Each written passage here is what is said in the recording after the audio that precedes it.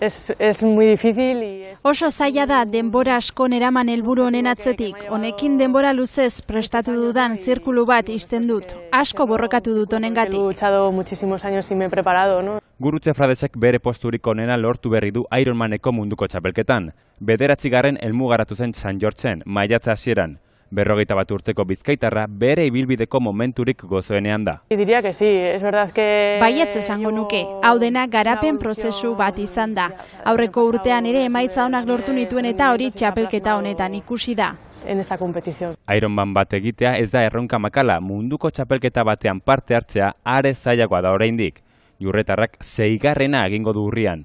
Aurtengo 2. izango da gainera. Lo estamos gestionando, Hori kudeatzen ari gara, ez da erraza, oso exigentea da 2 munduko txapelketa lehiatzea urte berean. Lehenengoa ondo joan da, eta horrek on egin digu. que nos llevamos y que suma.